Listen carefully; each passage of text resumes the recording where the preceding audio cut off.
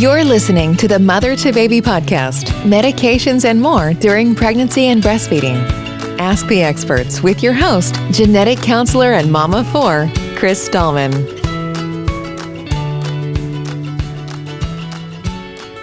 This episode contains evidence-based information that's current as of the day recorded and may change as more data becomes available. To get the very latest information about this topic or other topics in pregnancy and breastfeeding, please contact a mother-to-baby specialist at 866-626-6847, by text at 855-999-3525, or through our website at MotherToBaby.org.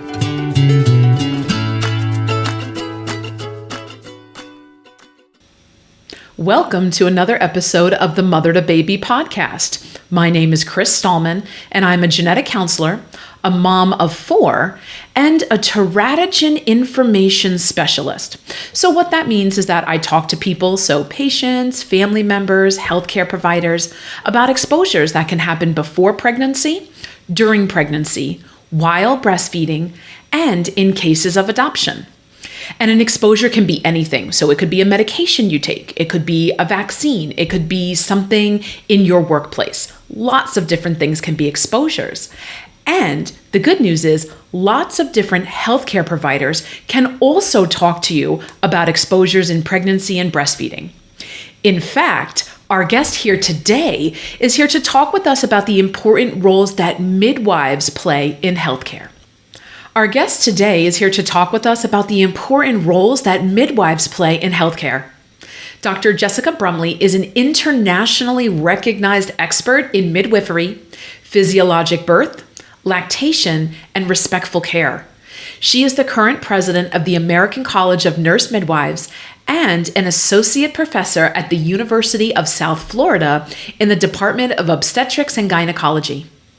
Dr. Brumley has worked in her state on quality improvement work, including the Promoting Intended Vaginal Delivery and Mother-Focused Care initiatives. Dr. Brumley, welcome to the show. Thank you so much for having me.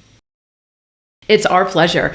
Can you tell us about midwives as a profession and how they're different from other healthcare providers? Absolutely. Happy to answer that. I think it's important to recognize that midwifery is a unique profession. Sometimes it can seem to be mixed in with nursing and or medicine. But really, midwives have been practicing since the beginning of times, right? Since we've been having babies, we've needed support during that time. And our focus is really on the normal physiology, right? How our body normally changes during different stages of life. So whether it's when we start menstruation, when we get pregnant, the stage of when we stop, right, having our menstrual cycle, all of those are normal phases, and that is our focus on how do we optimize and how do we help to really support those normal processes that happen in a person's life. And then I also just like to remind people that, so we care for people not just in pregnancy, but also outside of pregnancy, and can help to provide care for mom and also the newborn during the first month of life. What is the most common question you receive as a midwife? Now, I know that there's lots and lots of those that could qualify. It's a very loaded question that I just asked, but what are some of the more common things that you speak with most patients about? So I've been in my practice for a long time, and so we've built up a lot of awareness around the profession of midwifery. But for a very long time, the most common question that I got was really just around, what is a midwife? And, so does that mean you only deliver in homes, or does that mean your patients can't get an epidural, or these kinds of, I think, misconceptions. Many people would often be surprised that I might come in with a lab coat on or look like other healthcare professionals, right, that were entering the space. It wasn't sort of, it didn't meet their misconceptions. And so we spent a lot of time building up awareness on, the level of training that we get, right, and the expertise that we have in this area. So let's take it in the other direction. What is the most unusual question that you have received as a midwife? I think what's always really startling to me is how people don't know what about their body. And so I'm always really intrigued about the kinds of questions I get about things that are really, that I know are very normal, right? And so, when somebody asks like, oh, does this look right, right? Or does this, this is happening, and I'm like, right, yep, that's, we deal with very intimate parts of somebody's anatomy, and those are not the kinds of things that you often talk to your girlfriend about, or your sister, or your mom. And there's always these ideas around how things should feel and look and be. And so, if you're getting a random gray hair somewhere, somebody's like, and those are the kinds of questions that they ask their midwife. Understood.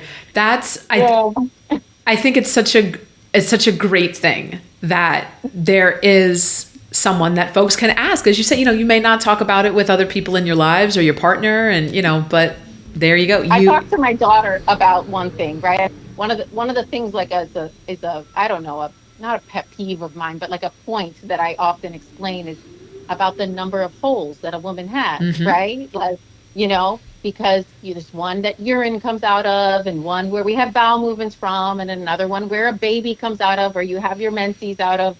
And there's a lot of people who don't know that, right? Like adult grown people that don't know about the differences in their anatomy.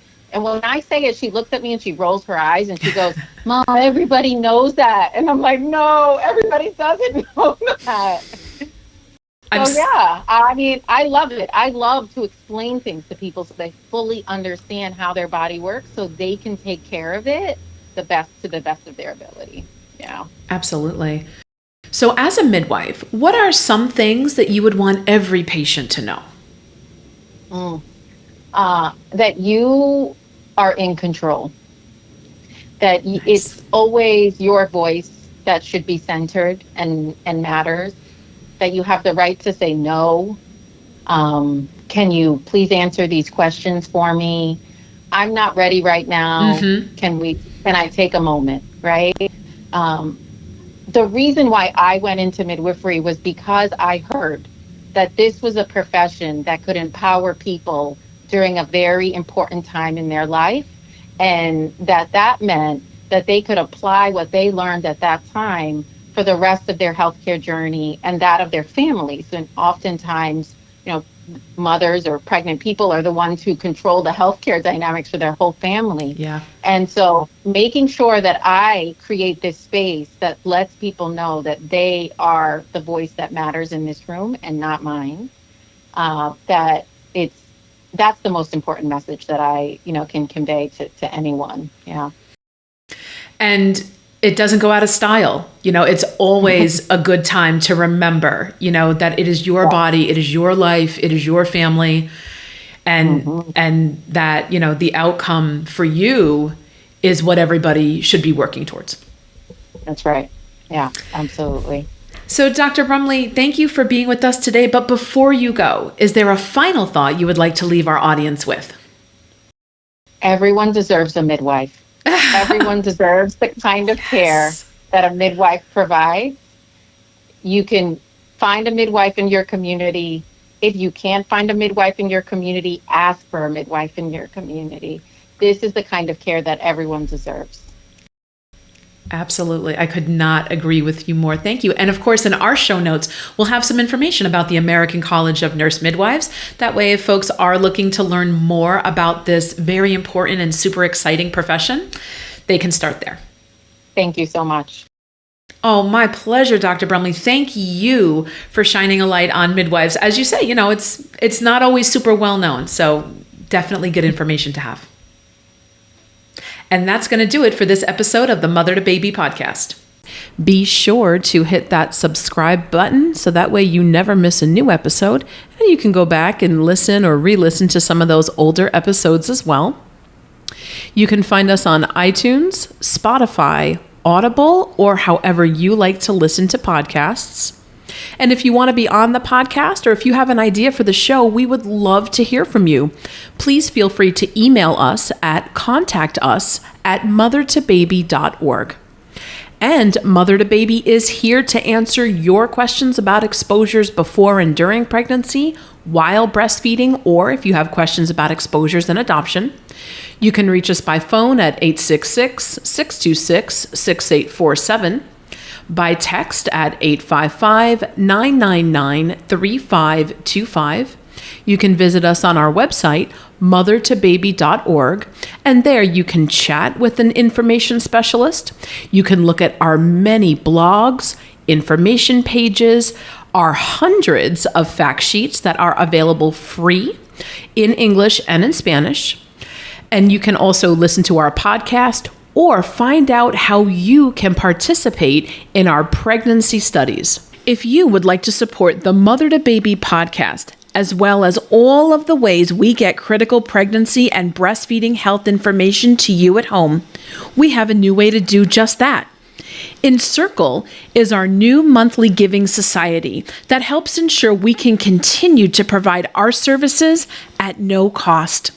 Join the community today and encircle parents and babies in health. Members will be recognized on the podcast and website. Visit mothertobaby.org/donate today. Until next time, remember, Mother2Baby is here for you. Take care.